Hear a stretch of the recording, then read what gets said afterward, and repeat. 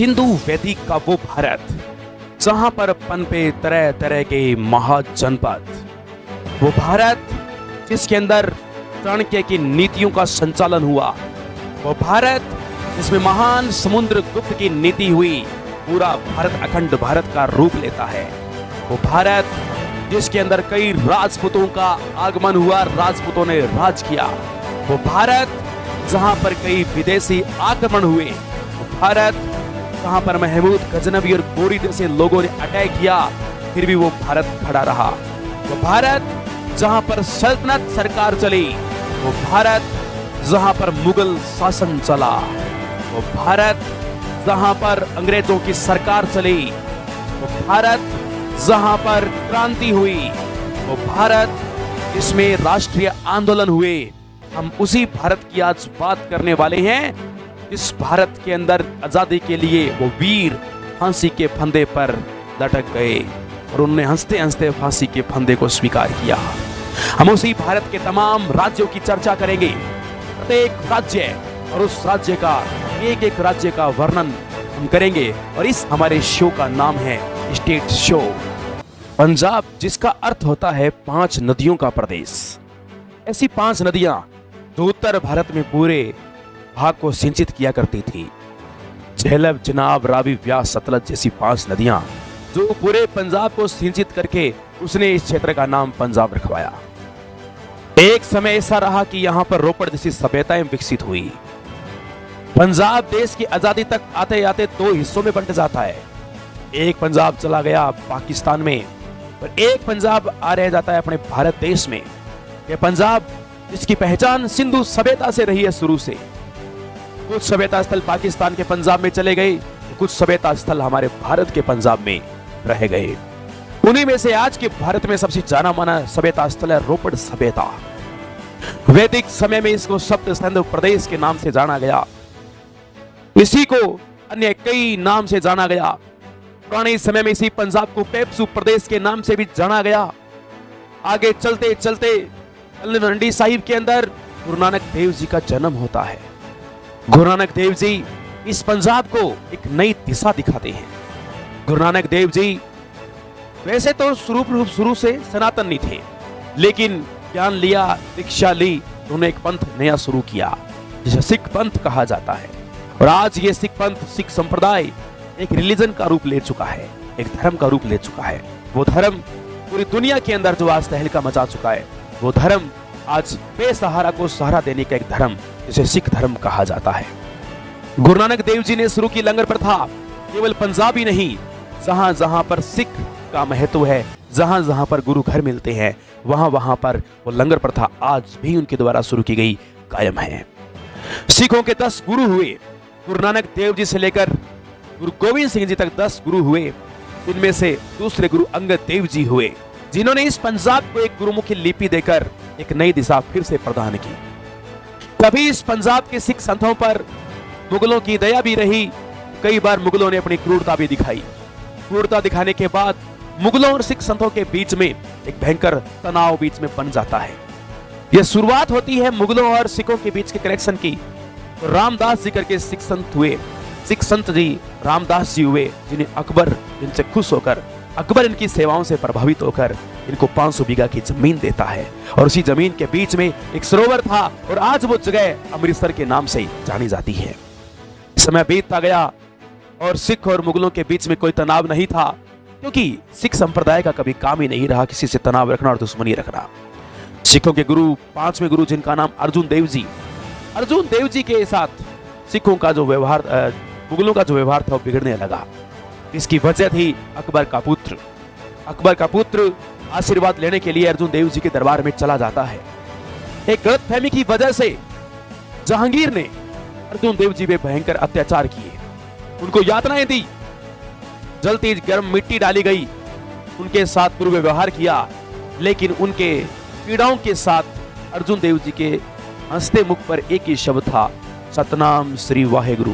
एक ओंकार, सतनाम श्री वाहेगुरु, वाहेगुरु वाहेगुरु। अब सिखों ने देखा कि संत रूप धारण करने से ऐसे तो काम चलेगा नहीं, यूं तो कई मुगलिया आएंगे हमारे साथ अत्याचार करेंगे और इस तरह से कभी नैया चल नहीं सकती है। तो सिखों के छठे गुरु हरगोविंद सिंह जी हुए। सिखों के छठे गुरु हरगोविंद सिंह जी ने एक नया रूप धारण किया। सैनिक रूप धारण करने वाले पहले सिख संत थे, जिन्होंने बाज को भी साथ में धारण किया, कंधे पर बाज रखा करते थे। लेकिन असली तहलका जो मचाया था मुगलों को भी साबित करके, क्योंकि मुगलों का क्रूरता इनकी खत्म नहीं हुई। फिर तेग बहादुर जी के साथ उन्होंने दुर्व्यवहार किया। तेग बहादुर जी के उन्होंने खूब सारी यात्राएं दी। अब गुरु गोविंद सिंह जी को यह लग गया था कि यहाँ शांति प्रिय है, जनता के लिए, प्रजा के लिए, आम आदमी के लिए शांति प्रिय रूप तो है जरूरी, लेकिन इस दुश्मन को यदि जवाब देना है तो उसके लिए अपने को सेना भी बनानी पड़ेगी, सारा काम करना पड़ेगा। तो आपको पता है साथियों, 1699 के अंदर यहाँ पर एक पंथ की स्थापना की जाती है जिसे खालसा पंथ कहा जाता है। खालसा पंथ की स्थापना आनंदपुर साहिब को केंद्र बनाया और सिख पुरुषों को सिंह की उपाधि और महिलाओं को कौर की उपाधि पंचमकार धारण करने का उपदेश दिया जाता है। पंचमकार, केस, कंगा, कच्छा, कड़ा, ये सब धारण करने का वहां पर कहा जाता है। और फिर मुगलों और इनके बीच में कई बार तनाव होता है, यहाँ तक कि सिख धर्म के, सिख संप्रदाय का जाना माना ग्रंथ जो 5वें गुरु जी ने लिखवाया था, आदि ग्रंथ, वो भी इनका चोरी कर लेते हैं मुगल लोग।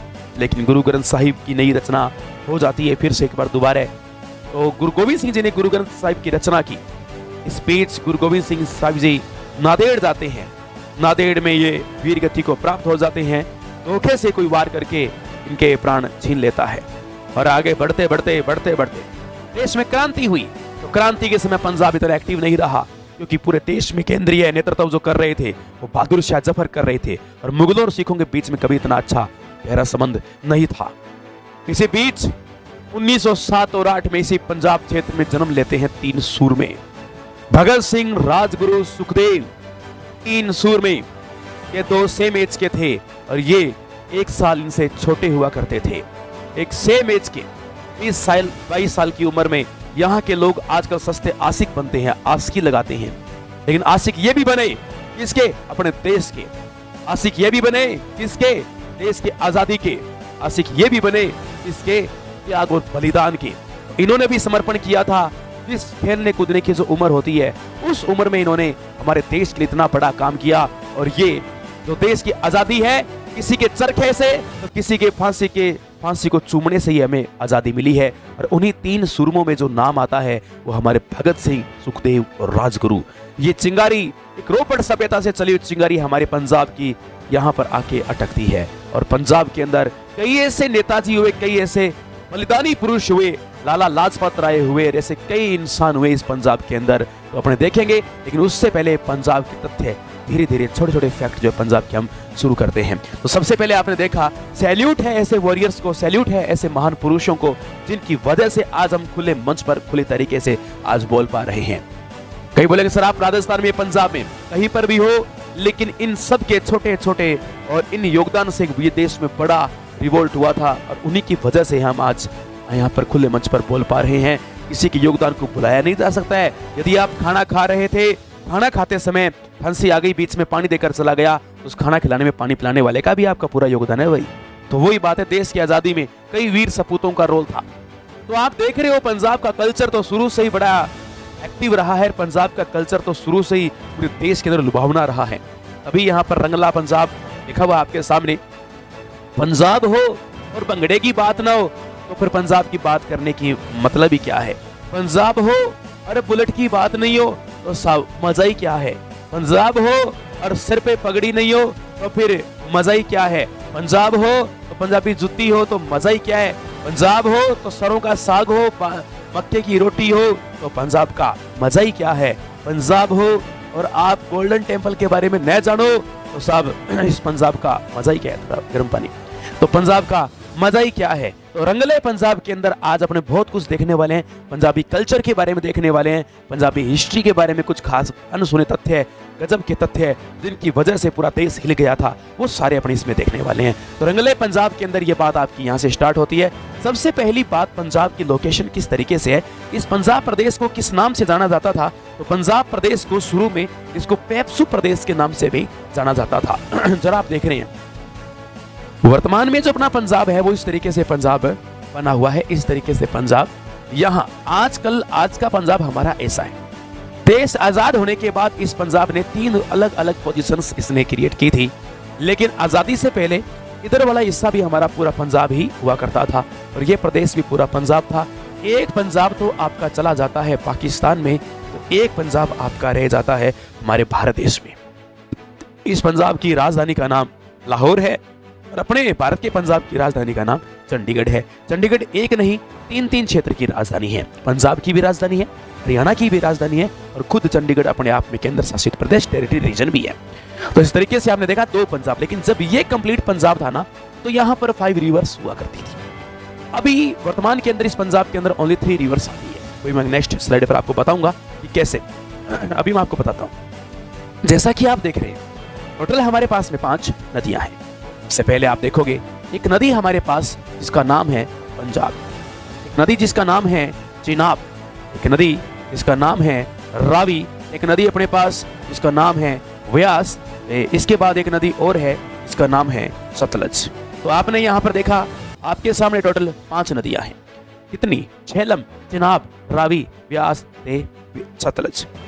कितनी नदियां होगी? 5 नदियां, अपने को 5 नदियां हैं। तो आप यहाँ पर देख रहे हो तो 1947 के अंदर जो पंजाब का डिवाइडेशन हो रहा है, एक पाकिस्तान में चला गया, एक भारत में रह गया। तो एक तरफ पाकिस्तान का पंजाब है और एक तरफ भारत का पंजाब है। इस भारत के पंजाब में आप देखोगे सतलज, व्यास, रावी, यानी अपने पास ओनली 3 रिवर्स है। रिवर के हिसाब से इसको देखा जाए इसको तियाब प्रदेश कहा जाएगा। लेकिन वहीं अपने व्यास की बात करें, व्यास अपने हरिके बेराज फिरोजपुर तरन के बॉर्डर पे ये अपने इधर रह जाता है। तो इस तरीके से सतलज, रावी, चिनाब, झेलम, ये 4 नदियां जो आप देख रही हो, 4 नदियां आज भी पाकिस्तान चुआब प्रदेश यानी पाकिस्तान के पंजाब में आज भी 4 नदी जाती है और भारत के पंजाब में टोटल 3 रिवर्स आपकी रह जाती है। इस पंजाब की लोकेशन के बारे में कुछ बातें समझने वाले हैं। तो अपन देखेंगे ये पंजाब, इंडिया का जो पंजाब, अपने को इंडिया के पंजाब के बारे में समझना है।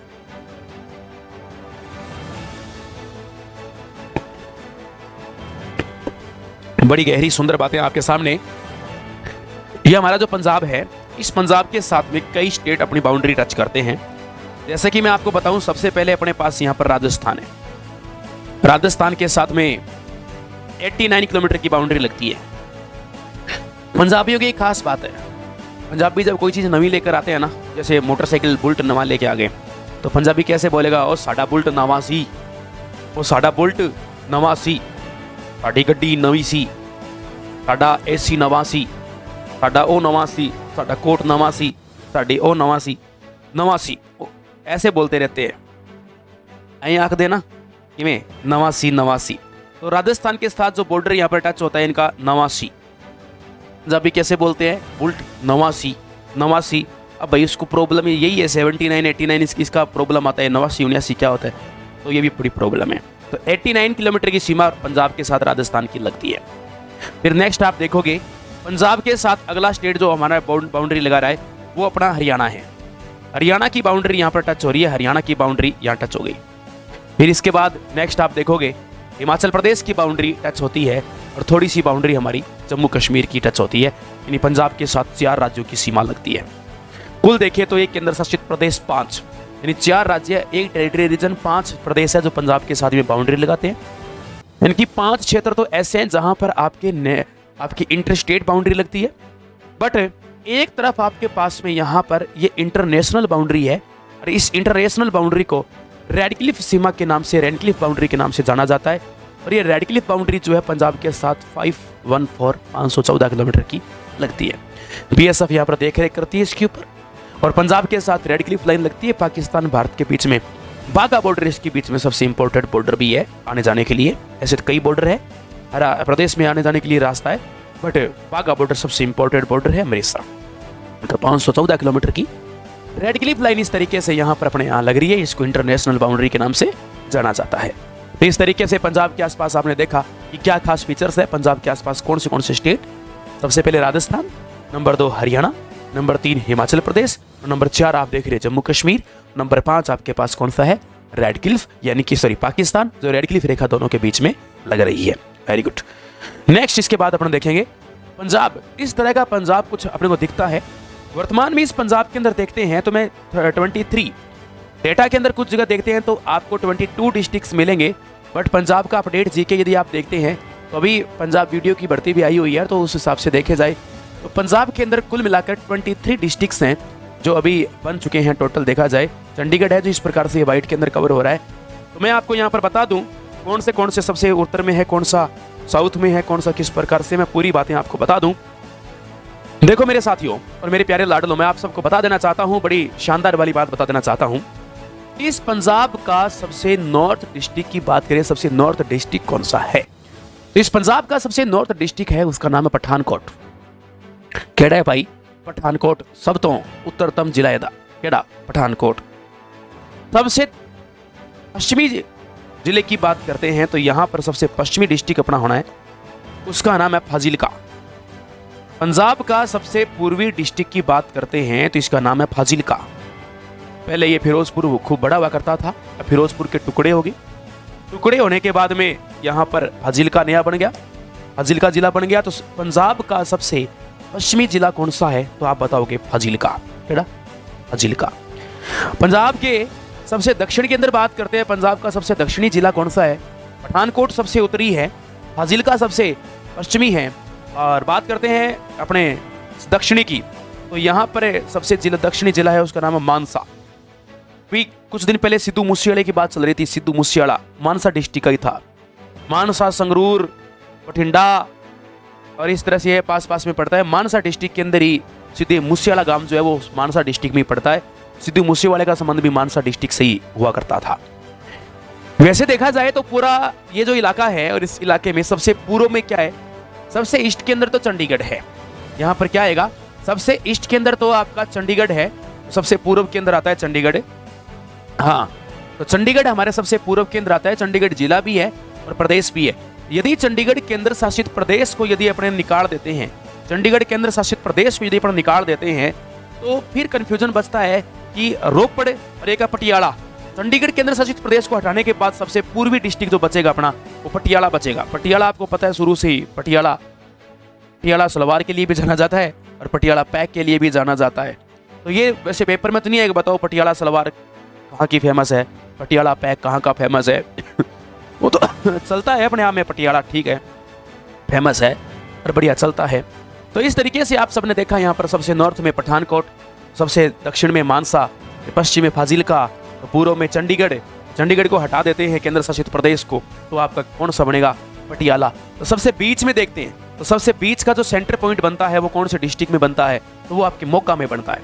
सबसे बीच का सेंटर पॉइंट जो पंजाब का बनेगा वो कौन से डिस्ट्रिक्ट में बनेगा, वो मोगा के अंदर बन जाएगा। पिंकी मोगे वाली ये बड़ी फेमस हुई थी, मोगे वाली पिंकी बहुत फेमस हुई थी फिल्मों वगैरह के अंदर। तो पंजाब के बारे में कुछ बातें आप सुन रहे हैं, पंजाब की बातें भी आपको समझ में आ रही है। जो बातें मैं आपको बता रहा हूँ, हो सकता है जो मैंने लिख रखे हैं वो नाम आपको नहीं दिख रहे हो, बट आपको ये सारा प्रोग्राम समझ में आ रहा है कि जो मैं आपको बातें बताने की कोशिश कर रहा हूँ। ये डिस्ट्रिक्ट आपने यहाँ पर देखा, इसका नाम फाजिलका है, ये फाजिलका है। इधर वाला पठानकोट है, ये ब्लू वाला, ये पठानकोट है, ये इधर पठानकोट है ये। और नॉर्थ के अंदर या सॉरी ये पूर्व में आपका पटियाला है, नॉर्थ में आपका पठानकोट है, साउथ में ये येलो वाला जो आप देख रहे हो इसका नाम मानसा है। तो इस तरीके से, और बीच में आपका मोगा है। तो इस तरीके से आपने देख लिया है और सारी चीज़ें यहाँ पर कवर होगी इस मैप के अंदर। नेक्स्ट बढ़ते हैं अगले पॉइंट की ओर, अगले बिंदु की ओर, यहाँ की कुछ खास बातें। पंजाब की राज व्यवस्था। सबसे पहले पंजाब के क्षेत्रफल की बात करते हैं। तो पंजाब का जो क्षेत्रफल है वो टोटल अपना कुल मिलाकर 50,362 है। ये बड़ी गजब की बात है कि राजस्थान का एक डिस्ट्रिक्ट है जैसलमेर, और राजस्थान के एक डिस्ट्रिक्ट है जिसका नाम है जैसलमेर, और उस जैसलमेर का क्षेत्रफल 38,401 किलोमीटर स्क्वायर है, यानी राजस्थान का एक क्षेत्रफल और इधर पंजाब लगभग एक बराबर है। यानी आप जैसलमेर को बांट कर चाहो तो 20-22 डिस्ट्रिक्ट बना सकते हो पंजाब के हिसाब से, मतलब निक्के इतने से आपके यहाँ पर डिस्ट्रिक्ट है, छोटे से। राजस्थान के हिसाब से देखें तो इतने से डिस्ट्रिक्ट है। अब राजस्थान में तो साहब एक जिला पार करने में एक दिन लग जाता है। जैसलमेर 38,401 वर्ग किलोमीटर है, 50,362 इस पंजाब का क्षेत्रफल है। यहाँ का सेक्स रेशो लिंगानुपात, यानी यहाँ इतना कोई खास ज्यादा नहीं है। हरियाणा का बराबर भाई है तो हरियाणा जितना ही होगा, लगभग हरियाणा के बराबर सही है, ज्यादा कोई खास फर्क नहीं है यहाँ पर। सेक्स रेशो लिंगानुपात का मतलब होता है 1000 पुरुषों की पीछे स्त्रियों की संख्या जो होती है उसी को लिंगानुपात कहा जाता है। यहाँ की राजधानी का नाम है चंडीगढ़। चंडीगढ़ अपने आप में 3 तरह की राजधानी लगती है। चंडीगढ़ केंद्र शासित प्रदेश की भी राजधानी है, इसकी भी राजधानी है, और ये राजधानी आज से नहीं है, ये राजधानी 1947 शुरू से ही राजधानी रही है। चाहे कैसा भी यहाँ पर चेंज आया है, कभी केंद्र शासित प्रदेश बना है, कभी हिमाचल इसके साथ लगा है, क्या कुछ लगा है, बट फिर भी यह इतना खास फर्क नहीं पड़ा है। यहाँ के राज्यपाल की बात करते हैं तो वीपी सिंह बदनौर जो है ये अपने यहाँ राज्यपाल है। देखा वैसे पंजाब ने एक रिवाज चलाई थी विधायक कुटो अभियान। कुछ दिन पहले यहाँ पर एक अभियान चलाया था बड़ा शानदार वाला। पंजाब के हबोर क्षेत्र में विधायक कूटने की परंपरा शुरू होती है और इस प्रकार से पंजाब में बहुत सारी जगह पर विधायकों को ठोकने पीटने की परंपरा चलाई थी। क्योंकि साफ देखा जाए तो अपनों ने इनका मतदान दिया और अपनी सुनवाई नहीं हो तो सुनवाई करने का बहुत बढ़िया तरीका है। बाद में सबसे बढ़िया बात थी कुर्ते पजामे फाड़ फाड़ के इनको गली में पकाया था।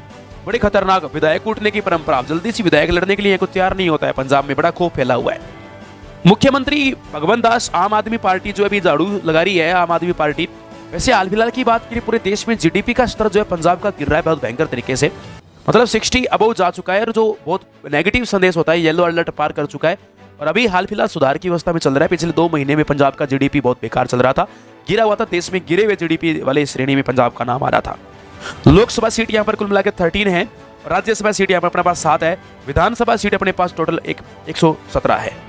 तो मैं इसी के साथ कुछ बात करता हूँ। ये जो आप देख रहे हो बदनौर सिंह है ये अपना भगवंत मान जो आप देख रहे हो, पहले ये कॉमेडियन हुए करते थे, ये कॉमेडी कलाकार है और पहले कॉमेडी करते थे और आज ये मुख्यमंत्री है। मुख्यमंत्री बनने के बाद फिर से इन्होंने एक शादी की है, 2 शादी कर रखी है। भगवंत मान जी आप देख रहे हो यहाँ पर। और कुल मिलाकर जिलों की बात करते हैं, कुल मिलाकर कितने जिले हैं तो इनके पास कुल मिलाकर टोटल 23 जिले हैं। भगवंत मान जी के इस पंजाब के अंदर 23 जिले यहाँ पर है। नेक्स्ट आप देख रहे हो पंजाब।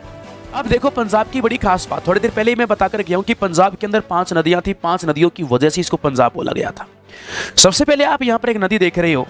देखो साथियों मैं आपको यहां पर बता देना चाहता हूं, नदियों के मैं नाम आपको कंफर्म करके बता दूं किसका क्या है। वैसे तो लिखे हुए हैं फिर भी बता दूं।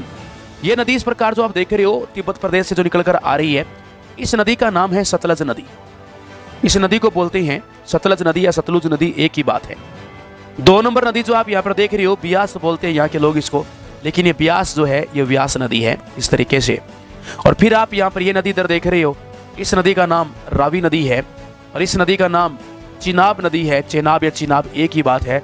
और इसका नाम झेलम नदी है। और नॉर्थ में उत्तर में आप देख रहे हो इसका नाम सबसे मेन जो सब तो बड़ी नदी है इसका नाम सिंधु नदी है। और इन्हीं 5 नदियों की वजह से इसको पंजाब बोला जाता था। इसमें से 3 नदियां जो है अपने भारत के पंजाब में बहती है। अब जैसे झेलम नदी है कश्मीर में भारत में तो बहती है, अब चिनाब है भारत में तो बहती है, पर भारत के पंजाब के अंदर नहीं बहती। इस वजह से इसको ये पाकिस्तान में चली जाती है। पर ये रावी नदी व्यास नदी देख रहे हो ना, ये व्यास नदी इस प्रकार से देखो आप हरिके बैराज नामक स्थान में अपने इंडिया में फिरोजपुर के अंदर ही रह जाती है। तो इस तरीके से इनका आपस में संगम भी हो जाता है। ये बात आपकी खोपड़ी में आ गई होगी। ये बड़ी गजब की बातें मैं आगे आपको बताऊंगा। वैसे देखो इधर से सबसे मेन जो नदी आ रही है वो चिनाब नदी है। चिनाब नदी और सिंधु नदी का जहाँ पर संगम होता है, जहाँ दोनों मिलती है, उस जगह का नाम है मिठनकोट। उस जगह को बोलते हैं मिठनकोट जो पाकिस्तान में है। और फिर आप देख रहे हो इधर से चिनाब आ रही है, इधर सतलज आ रही है। चिनाब और सतलज का जहाँ पर संगम हो रहा है उस जगह का नाम है काला गुमान। ये भी पाकिस्तान में है। काला गुमान पाकिस्तान में ही है वैसे, इस वर्ड का अर्थ निकाले तो भी पाकिस्तान में। काला गुमान पाकिस्तान में। तो ये अपने 5 नदियों का प्रदेश आपने देखा, 5 नदियों का प्रदेश भी यहाँ पर कवर होता है। फिर अपने बात करते हैं पंजाब के बारे में। पंजाब के बहुत सारे सब नेम भी है। देखो पंजाब जो है उत्तर भारत में इसे अन्न का कटोरा कहा जाता है। पंजाब को कहा जाता है उत्तर भारत में अन्न का कटोरा। वो वास्तव में अन्न का कटोरा है। बाउल ऑफ मीट इसको कह सकते हो आप लोग। बाउल ऑफ मीट इसे कहा जा सकता है। अन्न का कटोरा क्यों बोलते हैं? क्योंकि पूरे भारत में सबसे ज्यादा अनाज तो नहीं होता है यहाँ पर, लेकिन प्रति हेक्टेयर में ज्यादा होता है। चावल अच्छा होता है, गेहूं अच्छा होता है। इस वजह से गेहूं पूरे इंडिया के अंदर यूपी में ज्यादा होता है। और गेहूं के प्रति हेक्टेयर उत्पादन में, गेहूं के प्रति हेक्टेयर उत्पादन में, गेहूं के प्रति हेक्टेयर उत्पादन में फर्स्ट है। इस वजह से इसको गेहूं का कटोरा कहा जाता है। कुछ यहाँ पर उत्तर भारत में फलों की टोकरी भी यही है। उत्तर भारत में फलों की टोकरी, उत्तर भारत में फलों की टोकरी यही है। साउथ इंडिया के अंदर महाराष्ट्र फलों की टोकरी है, उत्तर भारत में फलों की टोकरी यही है। और हिमाचल प्रदेश जो है ना, फल अच्छे होते हैं वहाँ पर कुछ फल होते हैं जो ठंड वाले होते हैं। अब हिमाचल प्रदेश में किन्नू नहीं होता, संतरा नहीं होता, आंवला नहीं होता, इसके अलावा यहाँ पर माल्टा नहीं होता, वो पंजाब में होते हैं। देखो उत्तर भारत में क्या क्या यहाँ पंजाब में होता है।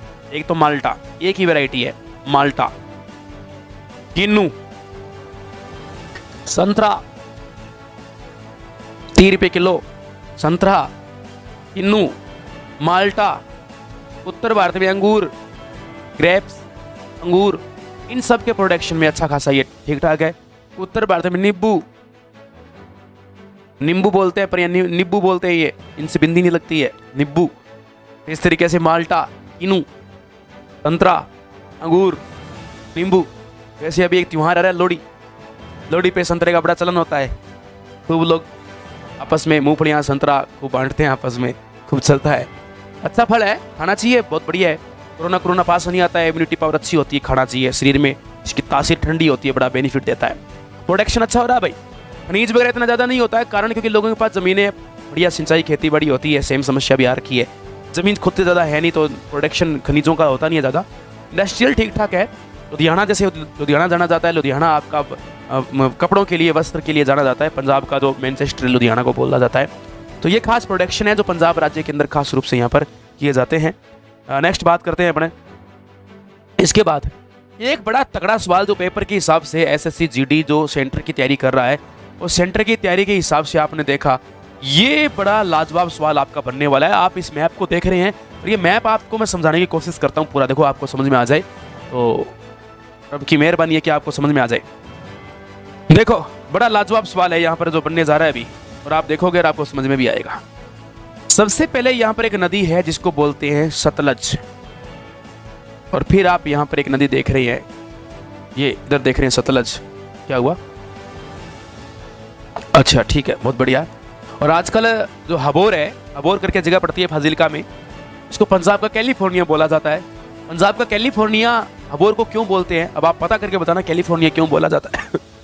फिर इसके बाद आप यहाँ पर देख रहे हैं, आपके पास एक स्टेट जिसका नाम है पंजाब, और पंजाब के अंदर एक नदी है जिसका नाम है सतलज। सतलज और यहाँ एक नदी है जिसका नाम है व्यास। सतलज और व्यास का बीच का जो प्रदेश है, इसको बिस्त दुआब बोला जाता है। ये एग्जाम के हिसाब से मोस्ट इंपोर्टेंट, पंजाब वालों आप भी देख लो, पूरे भारत वाले भी देख लो, ये जरूरी है। ये सेंट्रल गवर्नमेंट की कोई भी एग्जाम है उसमें क्वेश्चन बनता है आपका। ये सतलज और व्यास के बीच में जो प्रदेश है, उस प्रदेश को किस नाम से जाना जाता है? इसको बिस्त दुआब के नाम से जाना जाता है। आप अंग्रेजी में देख सकते हो, यहाँ पर BIST लिखा हुआ है, बिस्त दुआब। इसको बिस्त दुआब प्रदेश के नाम से जाना जाता है। सतलज और व्यास के बीच के प्रदेश को बिस्त दुआब कहा जाता है। फिर और इसके बाद में देखो आगे आप क्या देख रहे हो, सतलज और रावी के बीच का जो प्रदेश है, उत्तर में यहाँ पर रावी नदी है और यहाँ पर सतलज नदी है, और व्यास तो यही खत्म होगी। अब जी आप यहाँ पर देख रहे हो रावी और सतलज, इन दोनों के बीच में जो प्रदेश बनेगा इसको बारी दुआब बोला जाता है। इस प्रदेश को बारी दुआब प्रदेश के नाम से जाना जाता है। ये बारी दुआब है। रावी इधर ही, रावी, और ये इधर ऊपर में आ जाएगा आपकी चिनाब नदी। रावी और चिनाब के बीच का जो प्रदेश है, इसको रचना दुआब बोला जाता है। इसको रचना दुआब बोला जाता है। रचना दुआब, रचना दुआब का मतलब है रावी और चिनाब दोनों का मिलाकर जो दुआब बन रहा है, इसको रचना दुआब बोलेंगे। फिर आप देख रहे हो चिनाब, और उत्तर में ये जो आ रही है झेलम, ये पूरा प्रदेश जो बन रहा है ना आपके सामने, झेलम और चिनाब का बीच का जो प्रदेश है, इसको जेच यानी जेच बोलते हैं। इसको जेच, क्योंकि साहब वो जेच मतलब झेलम और चिनाब दुआब। तो ये पेपर में आने वाली बातें हैं। देखो जेच तो समझ में आ जाएगा आपको, लेकिन बिस्त दुआब थोड़ा सा अजीब कंफ्यूज करता है। बी से आपका व्यास है, सत से सतलज है, तो वैसे तो नाम से कंफर्म हो रहा है। बारी दुआब, ये बारी दुआब भी कंफ्यूज करेगा आपको। और वैसे बारी दुआब जो है रास और रावी के बीच का प्रदेश भी कहलाता है। इधर ये बारी दुआब है।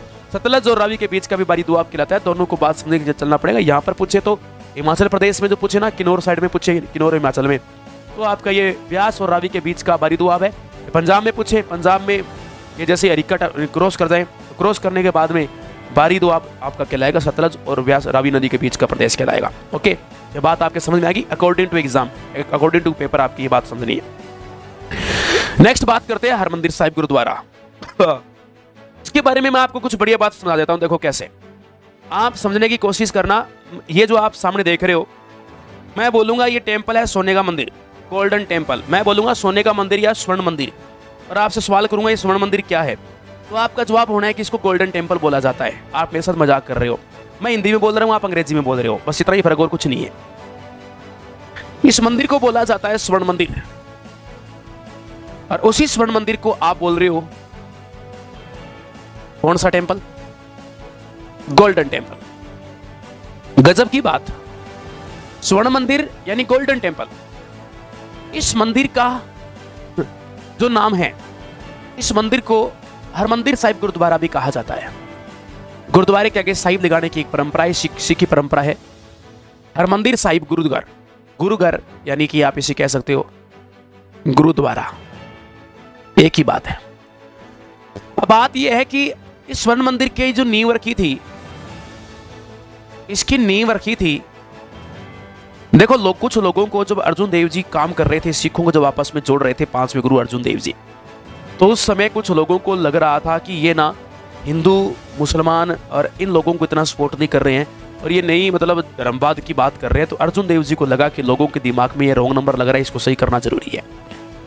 वैसे भी नानक देव जी के गुरु भी मुस्लिम ही थे, उसमें कोई बुरी बात नहीं है, बुरा तो कोई धर्म नहीं है, मैं तो कोई धर्म ग्रंथ है ऐसा कोई धर्म गलत बात नहीं सिखाता है। अपवाद होते हैं, मतलब कुछ लोग बुरे होते हैं, वो हर धर्म के अंदर, हर जात में, हर कुटुंब में, हर कबीले में होते हैं। अपवाद हर जगह होते हैं। धर्म कोई बुरा नहीं है, कोई धर्म गलत बात नहीं सिखाता है, कोई धर्म नहीं कहता है कि आप किसी का मर्डर कर दो और किसी के धर्म का नाम लेके किसी की तलवार घुसा दो, कोई नहीं कहता है। नींव रखने का काम किया था एक मुसलमान लाहौर के संत थे, जिनका नाम थे हजरत मियां हुसैन। हजरत मियां हुसैन जी लाहौर के संत थे जिन्होंने इसकी नींव रखी थी। और इस स्वर्ण मंदिर का निर्माण जो है कौन से गुरु ने करवाया था? सिखों के 5वें गुरु, सिखों के 5वें गुरु जिनका नाम है गुरु अर्जुन देव जी। ਤੁਸੀਂ ਮੈਨੂੰ ਇਹ ਜੀ ਚੀਜ਼ਾਂ ਦਿਖਾਉਂਦੇ ਹੋ ਕਲਾਸ ਦੇ ਵਿੱਚ, ਇਹ ਵਧੀਆ ਗੱਲ ਥੋੜੀ ਹੈ, ਬੰਦੇ ਦਾ ਮਨ ਭਟਕ ਜਾਂਦਾ है ਐਵੇਂ। 5वां गुरु जिनका नाम था गुरु अर्जुन देव जी। गुरु अर्जुन देव जी इनके 5वें गुरु थे। आज थोड़ा सा क्या फिल्टर खराब हो रखा है। निर्माण 5वें गुरु अर्जुन देव जी थे इनके, इन्होंने इसका निर्माण करवाया था। ये अपने पूरे वर्ल्ड का सबसे बड़ा सोने का मंदिर है, वर्ल्ड का सबसे बड़ा, विश्व का सबसे बड़ा सोने का मंदिर है। स्लीपिंग मत कर देना, ये गोल्ड की बात कर रहा हूं। वर्ल्ड का सबसे बड़ा सोने का मंदिर है और विश्व का सबसे बड़ा लंगर भी यही बनता है। लंगर एक जीवने की प्रथा होती है खाने की, जिसे भंडारा भी बोल दिया जाता है। भंडारा प्रथा, लंगर प्रथा एक ही बात है। ये प्रथा 1502 में शुरू होती है। गुरु नानक देव जी इस प्रथा को लेकर आए थे। बोला कोई भी सिक्खी धर्म से जुड़ा हो या कहीं आ जाए मंदिर गुरुद्वारे में, कभी भूखा नहीं सोना चाहिए, इनकी खास परंपरा होती है। तो आप देख रहे हैं गोल्डन टेंपल, नींव रखी हजरत मियां हुसैन ने, निर्माण 5वें गुरु अर्जुन देव जी ने किया। विश्व का सबसे बड़ा सोने का मंदिर भी गोल्डन टेंपल यही माना जाता है। ये जो जमीन है ना, ये जमीन रामदास जी ने दी थी। ये जमीन रामदास जी ने दी थी। सिखों के गुरु हैं ये भी, इनको दी थी। चौथे गुरु जी रामदास जी को जमीन मिलती है 500 बीघा।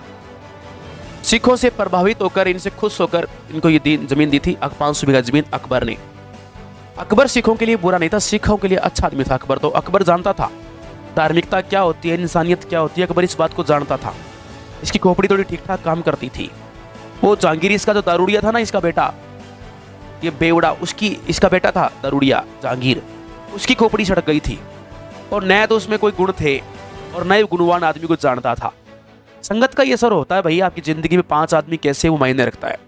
तो अकबर जो था 500 बीघा जमीन, अकबर ने सिखों की सेवा से खुश होकर इनको ये भेंट की थी जमीन, कि आप जमीन आपके पास है और आप इस तरीके से आप करो। उसी के बीच में 2 तालाब थे। एक तालाब, उसका नाम अमृत सरोवर नाम रखा था। उस तालाब का नाम अर्जुन देव जी ने अमृत सरोवर नाम रखा था। और इसी तालाब अमृत सरोवर की वजह से आगे चलते चलते अमृत सरोवर ही क्या बन जाता है, आगे चलते चलते ये अमृतसर अपने आप ही ऑटोमेटिकली अमृतसर बन जाता है। वो बन गया, ऐसे बना था। अमृत सरोवर से ही अमृतसर आपका बन जाता है।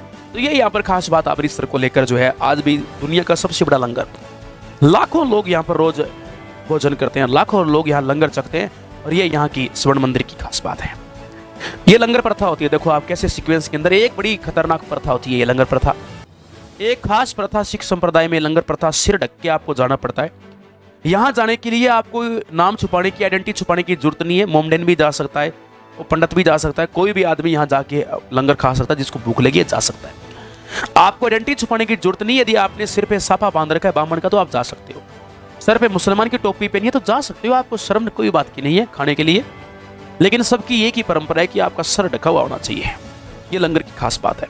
जब भी आपको कोई भी मिल रहा है कुछ भी खाने को आइटम, तो आप उसको प्रसाद के रूप में ले रहे हो तो उसको वाहिगुरु शब्द बोलना पड़ेगा आपको। तो देखो आप जो पेट भी भरो और अगले के हिसाब से चलना पड़ेगा, सीधी सी बात है, अगले के रूल को फॉलो करना पड़ेगा। अपने अपने संप्रदाय के, अपने अपने देवी देवताओं के, अपने अपने संतों के नियम होते हैं, उस नियम के पीछे कोई ना कोई साइंटिफिक लॉजिक जरूर होता है। तो ये बात है। यहाँ पर ये लंगर का वेट कर रहे हैं कुछ, ये सरदार जी देखो लंगर का वेट कर रहे हैं, अभी थाली मिली हुई है तो खीर ते सब्जी ते प्रसादा आने वाला है, ता करके वेट करी जाने। देखो सरदार जी तुम वेखो इधर इधर नूं वेखदे ताक दे दो, बैठे ना सरदार जी। वाहिगुरु सतनाम श्री वाहिगुरु। देखो साफ साफ पता चल रहा है कि अभी यहाँ पर लंगर शुरू नहीं है, प्लेट बनती हुई है। एक देखो ये बेबे जी इधर बैठे हैं, मोबाइल चला रहे हैं, ये खाते टाइम मोबाइल तो चलाते नहीं है। और देखो ये कैसे बैठे हैं, ये ताक रहे हैं। इस भाई साहब को देखो, आप ये देख रहे हैं, ओ भाई दाल आप देख सकते हो। ये देखो इधर बेबे जी बैठे हैं अपने, क्या हाथ से हाथ पकड़ के ऐसे क्यों बैठे हैं, वेटिंग में, वेटिंग लिस्ट में। अभी क्या चल रहा है प्रोग्राम, उधर देखो प्रसादा चल रहा है, वो सेवा कर रहे हैं। इस लाइन की वेटिंग लिस्ट वाली लाइन आप देख रही हो। तो ये ऐसे यहाँ पर बीच में स्पेस पड़ा है और आके लोग डालते रहते हैं, तो इस हिसाब से यहाँ पर चलता रहता है। फिर आप देख रहे हो लंगर तो हो गया। एक गढ़ है अपना फोर्ट, जिसका नाम है बठिंडा, बठिंडा फोर्ट या बठिंडा दुर्ग। बठिंडा पंजाब का एक जिला है और फिल्म सिटी वगैरह कई बनी है बठिंडा के अंदर। ये गढ़ जो आप देख रहे हो, बठिंडा का फोर्ट आप देख रहे हैं, इस बठिंडा गढ़ की खास बात यह है कि राजस्थान के एक राजपूत हुए जिनका नाम था बाटी राजपूत। इन बाटी राजपूतों की वजह से ये बठिंडा बना। भूपत सिंह बाटी यहीं से हनुमानगढ़ में आया था। शुरू में यहाँ राजपूतों का अधिकार था क्योंकि ये बाउंड्री का area touch Rajasthan touch area पड़ता है, राजस्थान से लगभग तकरीबन 50 किलोमीटर की दूरी पर पड़ता है। बठिंडा बाउंड्री की बात कर रहा हूँ, डिस्ट्रिक्ट टू डिस्ट्रिक्ट मिलाएं तो ज़्यादा पड़ता है, बट राजस्थान बॉर्डर से आप यदि बठिंडा को मिलाते हो तो लगभग 50 किलोमीटर का डिस्टेंस मुश्किल से रहता है। उस दायरे के अंदर ये आपका बठिंडा फोर्ट आता है। तो बठिंडा फोर्ट दुर्ग जो बना हुआ है बाटियों का रहा है और आज एक नॉर्मल सा फोर्ट है, ईंटों से बना हुआ दुर्ग है ये पंजाब का प्रहरी कहलाता है। ये पंजाब में सबसे ज़्यादा अटैक जो हो रखे हैं, पंजाब में सबसे ज़्यादा अटैक इसी बठिंडा फोर्ट पे हो रखे हैं। विदेशी आक्रमण, फॉरेन अटैक जिसे बोलते हैं, वो इसी दुर्ग ने झेले हैं। बठिंडा फोर्ट कुदरती आ जाए, हर एक बच्चे को नहीं पता होता बठिंडा फोर्ट कैसे क्या हुआ। अब आप देख रहे हैं आपके पास एक बाग है जिसको बोलते हैं जलियांवाला बाग। भाई ये बहुत ही खतरनाक घटना हुई थी। क्या हुआ था कि अंग्रेजों ने एक कानून बनाया था 1917 में और उस कानून का नाम था रोलेक्ट एक्ट। उस कानून को बोलते हैं रोलेक्ट एक्ट। इस रोलेक्ट एक्ट का निर्माण जो है बंगाल के न्यायाधीश सिडनी रोलेक्ट ने इसको बनाया था, निर्माण 17 में हो गया। इस कानून को 1919 फरवरी में इसको लॉन्च किया गया और जैसे ये कानून जारी होता है 1919 में ये लॉन्च होता है, इसको ऑब्जेक्शन हो गया। इसका मतलब था कि किसी भी आदमी को मात्र शक के आधार पर उसको अरेस्ट किया जा सकता है और उसको जेल में डाल देंगे। यानी कोई आदमी लगे कि क्रांतिकारी हो सकता है तो उसको जेल में डाला जा सकता है मात्र शक के आधार पर। ना अपील, ना वकील, ना दलील, सीधा दलील करते थे ये लोग। तो इसका ऑब्जेक्शन हो रहा था, इसका ऑब्जेक्शन यानी इसका विरोध हो रहा था। अमृतसर के अंदर दो नेताजी थे, एक थे डॉक्टर सत्यपाल, एक थे डॉक्टर सत्यपाल और एक थे सैफुद्दीन किचलू। अब ये दो नेताजी हैं, बढ़िया आदमी है, दोनों किसान नेताजी है। पंजाब में जैसे ही लगा कि क्रांतिकारी बहुत ज्यादा हो रहे हैं, आजाद करवा देंगे देश को, तो उस समय यहाँ का लेफ्टिनेंट गवर्नर था LGG, लेफ्टिनेंट गवर्नर बोलते हैं LGG, और उसका नाम था जनरल ओ डायर। कोई जनरल डायर या जनरल ओ डायर एक ही बात है। जनरल ओ डायर ने यहाँ पर एक कानून लगा दिया।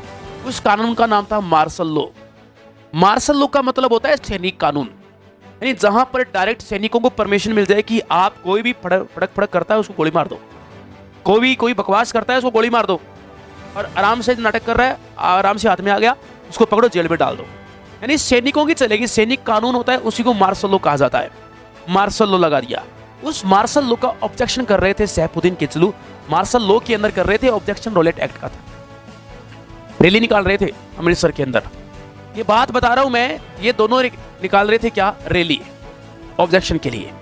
और ये बात है 10 अप्रैल की, 10 अप्रैल 1919 की बात है। और 10 अप्रैल को रैली जैसे निकल रही थी तो उस समय इन दोनों को अरेस्ट कर लिया गया और इनको जेल में डाल दिया। तो किसानों ने सोचा और आचार संहिता लगा दी, बोले 5 आदमी से ज्यादा इकट्ठे नहीं हो सकते कहीं भी, 5 से ज्यादा इकट्ठे नहीं हो सकते, कानूनी कार्रवाई होगी, अरेस्ट कर लेंगे। इसके 3 दिन बाद एक त्योहार आ रहा था, सिखी त्योहार था, और वो त्योहार था 13 अप्रैल बैसाखी। हर साल आज भी 13 अप्रैल को एक त्योहार मनाया जाता है जिसको बैसाखी फेस्टिवल बोलते हैं। बैसाखी का त्योहार, और उस टाइम एक मेला बढ़ता था, जलियांवाला बाग के अंदर मेला बढ़ता था 13 अप्रैल को। और उस मेले के अंदर सारे ने सोचा, प्लानिंग की, कुछ नेताओं ने, यहाँ अपने इकट्ठे होंगे और इन दोनों को कैसे बचाना है, अपने मीटिंग करेंगे। ऐसे तो 4 संहिता बाहर तो इकट्ठे हो सकते नहीं है। और 13 अप्रैल को मीटिंग कर रहे थे किसान लोग, इनको दोनों को छुड़ाने के लिए। बोला अभी रैली निकालेंगे एक और। उस मीटिंग का पता चल गया जनरल डायर को। इसने 100 सैनिक भेजे, शाम को 5:15 बजे गेट बंद करवा दिया, जलियांवाला का गेट बंद करवा के 100 सैनिकों से 5:15 बजे गोलियां चलवा दी भयंकर। कुछ लोग तो गोलियों से एक्सपायर हो गए और कुछ लोगों ने सोचा अंग्रेज की गोली से मरने से बढ़िया मैं कुएं में कूद जाऊं, तो उन्होंने कुएं में कूद कर अपने आत्महत्या कर ली, सुसाइड कर लिया। तो इस तरीके से ये बहुत बड़ी घटना होगी, बड़ी घटना होगी। तो उस टाइम गांधी जी गुस्सा है, बोला की करता भाई, ऐसे कैसे कर दिया ये। गांधी जी नाराज हुए। गांधी जी को उपाधियां मिली थी, गांधी जी ने उपाधि छोड़ दी। रविंद्रनाथ टैगोर जिन्होंने जर्मन गण गाया है, अब जर्मन गण गाने वाले रविंद्रनाथ टैगोर, उनको नाइटहुड की उपाधि मिली थी, उन्होंने उपाधि तो त्याग दी। और भी कई मदन मोहन मालवीय नेताजी थे, वो नाराज हो गए, बोले यार ये क्या काम कर रहे हो तुम लोग, गोली चलवा दी, ऐसे लोगों को मरवा दिया। अंग्रेजी सरकार को कहा जांच करवाओ, बहुत लोग मारे गए हमारे, अंग्रेजों ने उन्होंने मरवाए। और फिर भी अभी पहले इतना काम तो वे जनरल डायर भाग गया यहाँ से। अब अंग्रेजों ने इसकी जांच के लिए एक कमेटी बनाई, कमेटी को आयोग बोलते हैं।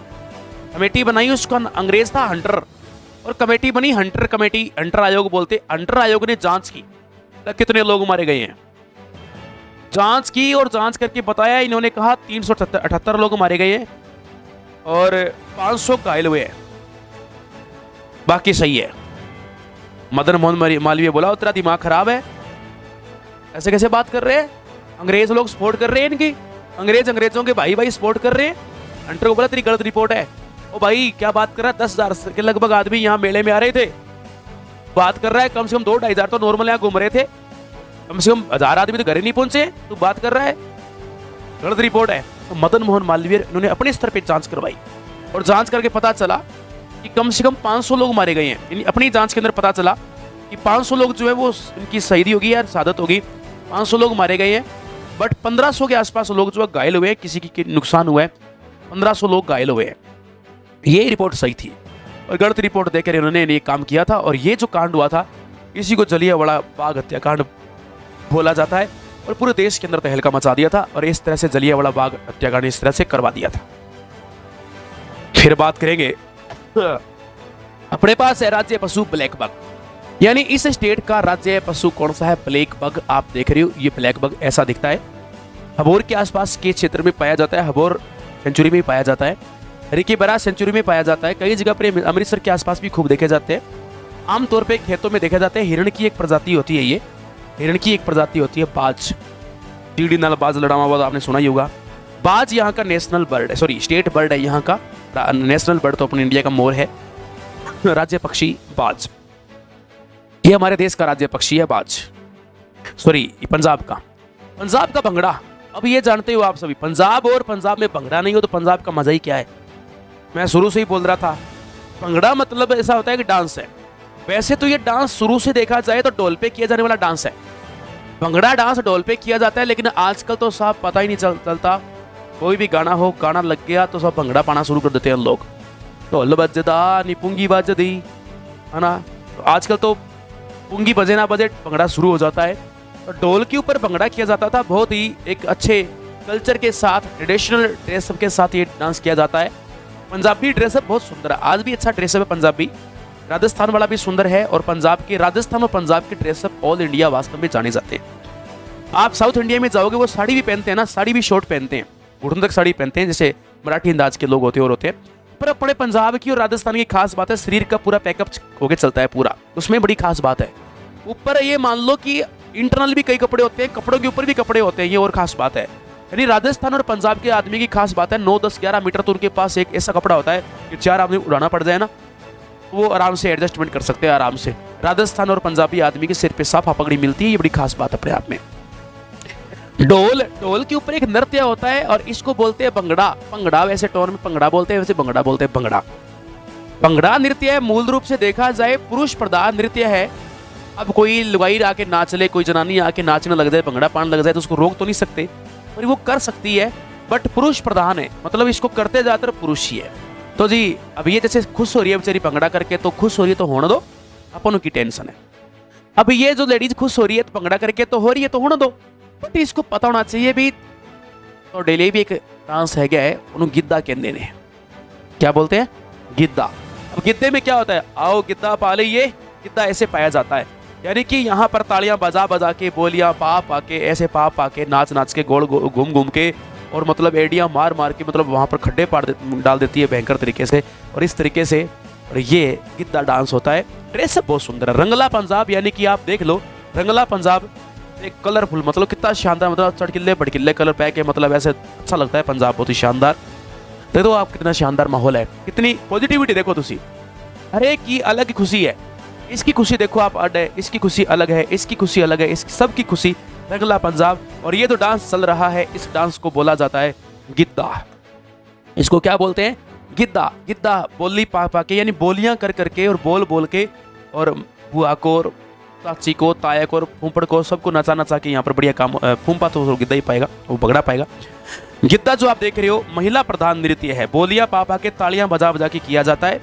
और भंगड़ा जो आप देख रहे हैं इधर भंगड़ा, ये पुरुष प्रधान नृत्य है। वैसे ढोल पे होता है, गिद्दा भी ढोल पे किया जा सकता है, लेकिन तालियों पे क्योंकि इनको जरूरत ही नहीं है। राजस्थानी अंदाज में सीधी गा गा के नाच लेते हैं, वहाँ ताली की जरूरत नहीं पड़ती है, वो बैठी बैठी गाती है, खड़ी खड़ी गा लेती है, बस इतना ही फर्क होता है। तो ये भंगड़ा नृत्य है। भंगड़ा पंजाब का स्टेट डांस भी माना जाता है भंगड़ा, और पंजाब का भंगड़ा बहुत फेमस है पूरे वर्ल्ड के अंदर। अब आप यहाँ पर एक जगह देख रहे हो, एक सभ्यता स्थल मिला है, उसको बोलते हैं रोपड़। रोपड़ वैसे यूनिवर्सिटी भी है बड़ी खास। रोपड़ सभ्यता जो आप देख रहे हैं, रोपड़ सभ्यता रोपड़ डिस्ट्रिक्ट के अंदर पड़ती है। एक नदी यहाँ से निकलती है, इसका नाम सतलज नदी है, और सतलज नदी के किनारे सभ्यता डेवलप हुई है। उस सभ्यता को रोपड़ सभ्यता के नाम से जाना जाता है। नदी डेवलप है सतलज नदी किनारे रोपड़ सभ्यता, यानी पंजाब का सबसे टॉप का सिविलाइजेशन है, टॉप सभ्यता स्थल है, टॉप सभ्यता स्थल है। टॉप सभ्यता स्थल कौन सा है? अपना रोपड़ सभ्यता स्थल अपने यहाँ का टॉप का सभ्यता स्थल है। अपने को यहाँ से खास जानकारी मिली है, मटकों की जानकारी मिली है। लाल काले मृद भांड बोलते हैं इसको हिंदी में, लाल काले मटके, लाल काले ठीकरे बोल सकते हैं, अंडी वगैरह मिली है। और रोपड़ सभ्यता से ये पता चलता है कि उनकी जो जल निकासी की व्यवस्था थी वो बढ़िया होती थी। जल निकासी की व्यवस्था यहाँ से बढ़िया थी, यानी कि वाटर जो है बाहर निकलने की व्यवस्था है, नाली वगैरह की परंपरा ठीक ठाक बताते हैं। रोपड़ सभ्यता भी अपने आप में एक जानी मानी अच्छी सभ्यता है, सतलज नदी किनारे है, सिंधु घाटी सभ्यता का ये स्थान है। फिर आप देख रहे हैं नेक्स्ट आपके पास लाला लाजपत राय। पंजाब के जो हीरो माने जाते हैं, Lala Lajpat Rai real hero of Punjab, इसलिए इनको शेर पंजाब के नाम से जाना जाता है। वाकई में भाई शेर थे ये इंसान। देखो क्या खास बात है, लाला जी के बारे में बताऊं आपको मैं। अंग्रेजों का एक नियम था, 10 साल बाद कानून लेकर आते थे। एक कानून 1909 में लेकर आए थे जिसका नाम मार्ले मिंटो था। 1919 में कानून लाए थे जिसका नाम मोंटेग्यू चेम्सफोर्ड था। इनका रूल था 10 साल बाद कानून आना। अब नया कानून 1929 में आना चाहिए, लेकिन इंडिया में हो रहे इस विरोध को, इंडिया में आज़ादी की जो मांग चल रही थी, इस मांग को रोकने के लिए उन्होंने 2 साल पहले प्रोजेक्ट तैयार कर दिया। अंग्रेजों ने सन 1927 के अंदर एक कानून बना दिया था यहाँ इंडिया में लाने के लिए, और उस कानून का नाम था साइमन कमीशन। साइमन एक अंग्रेज है और उसके डायरेक्शन में यहाँ पर लोग आएंगे, इसको साइमन कमीशन बोला जाएगा। 1927 के अंदर ये लोग यहाँ पर आएंगे, सॉरी कानून बनाए भी। अब हुआ क्या, जितने 1909 का कमीशन था, 1919 का कमीशन था, इन सब में इंडियंस लोग होते थे, भारतीय लोगों को सदस्य के रूप में लेते थे, मेंबर इसके इंडिया वाले भी होते थे। लेकिन साइमन कमीशन देखो 6 से 7 22 6 से साइमन और 6 से सदस्य यानी मेंबर 6 से 7। कितनी गजब बात है, कितनी गजब बात है। साइमन 22 सदस्य 7, एक भी भारतीय नहीं इसके अंदर, 7 सदस्य थे। साइमन कमीशन में 1927 में बना। 1 साल पहले ही 1928 में साइमन कमीशन भारत आ गया। साइमन कमीशन भारत आया साइमन कमीशन भारत कब आया? 1928 के अंदर ये इंडिया में आ जाता है। 1928 के अंदर ये भारत में आ जाता है, आ गया। अब इसका भयंकर वाला विरोध हुआ, साइमन गो बैक। इसके लिए काले झंडे फहराए गए, काले झंडे फहराकर विरोध हुआ, काले झंडे फहराकर इसका विरोध किया गया। साइमन गो बैक, साइमन यहां से जाओ, साइमन यहां से जाओ, लौटो यहां से, भागो यहां से, नहीं जरूरत है हमारे को तुम्हारी, चलो जाओ। अब इसके दो जगह पर खतरनाक विरोध हुआ, एक तो मुंबई में हुआ प्लस एक लाहौर में हुआ। लाहौर उस टाइम इंडिया में था। लाहौर के अंदर जो ऑब्जेक्शन हुआ था वो लाला जी के नेतृत्व में होता, लाला लाजपत राय यानी शेरे पंजाब जिन्हें बोलते हैं। और उस समय लाला लाजपत राय पर इन अंग्रेजों ने, कम्युनों ने, इन लोगों ने लाला जी के ऊपर लाठियां बरसाई थी, भयंकर वाली, इनके सर में लाठियां बरसा दी थी। और उस वजह से लाला लाजपत राय जी की इनकी मृत्यु हो गई थी, काल मृत्यु हो गई। एक तरीके से देखा जाए तो ये संकट आ गया। बेहोश होते होते लाला जी ने एक बात कह दी थी, मेरे ऊपर पड़ी एक एक लाठी, मेरे ऊपर पड़ी एक एक लाठी तुम्हारे लिए ताबूत साबित होगी, देख लेना। क्या ये ज्यादा लाठी नहीं मार पाओगे आप आने वाले टाइम में, बहुत बुरा नुकसान होगा तुम्हारा। और भुगतना पड़ा भी था और भुगतना भी पड़ा। ये लाला जी का इतिहास है। और लाला जी के बारे में वैसे देखो मैं 2 मिनट में पूरा कर गया, बट ये बहुत गलत बात थी। लेकिन लाला जी के बारे में स्पेशल भी अपने डिस्कशन कभी करेंगे, यानी रियल इंडियन हीरोज, यानी भारत के जो असली हीरो है उनके तथ्य में बात करूंगा। जैसा कि स्लाइड में बताया गया, साइमन कमीशन के विरोध के दौरान अंग्रेजों के लाठी चार्ज में घायल हुए। एक अमर उजाला की, दैनिक भास्कर की एक ये तस्वीर हमने वहां से उठाई है। तो वो क्या कह रहे हैं, साइमन कमीशन के विरोध के दौरान अंग्रेजों के लाठी चार्ज में घायल हुए थे लाला लाजपत राय। लाठी चार्ज में घायल होने के लाजपत राय की 17 नवंबर 1928 को इसके बाद इनकी मृत्यु हो गई थी। 1865 में इनका जन्म हुआ था, 1928 के अंदर ये एक्सपायर हो गए थे। ये लाला लाजपत राय जी की स्टोरी थी, थोड़ी सी मैंने आपको बताया। पर सच बात बताया जाए तो 23 मार्च को कभी हिस्ट्री में भुलाया नहीं जा सकता है। Salute to the warrior of Bhagat Singh, Rajguru and Sukhdev. सच में देखा जाए तो असली हीरो। पंजाब की आजादी इन 3 हीरो के बिना अधूरी मानी जाती है। इन 3 हीरो का हंसकर फांसी के फंदे को चूमना। भगत सिंह चाहते तो फांसी रुक सकती थी, महात्मा गांधी चाहते तो भी फांसी रुक सकती थी। भगत सिंह खुद ही नहीं चाहते थे कि फांसी रुके या टले। भगत सिंह चाहते थे कि छोटे छोटे योगदान जिंदगी में बड़ा काम कर देते हैं। आज यदि इस भरी जवानी के अंदर मैं इस तरह से फांसी के फंदे को चूमूंगा तो एक भगत सिंह के प्राण त्यागने से हजारों भगत सिंह यहां पर उनके दिल में आग लगेगी आजादी को लेकर। और जब 1000 भगत सिंह पैदा होंगे तो इन अंग्रेजों को देश छोड़ना ही पड़ेगा और इस देश को आजाद करना पड़ेगा। और इस तरीके से हमारे देश में एक आजादी की लड़ाई लड़ी गई। साथियों, ये था वो पंजाब का इतिहास। कोई तथ्य यदि मैंने गलत बोल दिया वो आपको लगा है, कोई तथ्य यदि मैंने रॉन्ग बोल दिया हो, तो विद प्रूफ आप मेरे को नीचे स्क्रॉल में आपके पास व्हाट्सएप के नंबर चल रहे हैं, तो आप मुझे इन्फॉर्मेशन प्रोवाइड जरूर कराएं। हो सकता है मेरे से कोई जाने अनजाने में कोई तथ्य गलत बोला गया हो, तो आप जरूर मुझे यहाँ पर इन्फॉर्मेशन, राइट इन्फॉर्मेशन प्रोवाइड करवाएं। हो सकता है मेरे पास जो सोर्स हो, ओल्ड सोर्स हो, या एरर कहीं भी आ सकता है, कभी पता नहीं चलता है। फिर मिलूंगा नई होश के साथ, नई जोश के साथ। जो बोले सो निहाल, सत श्री अकाल।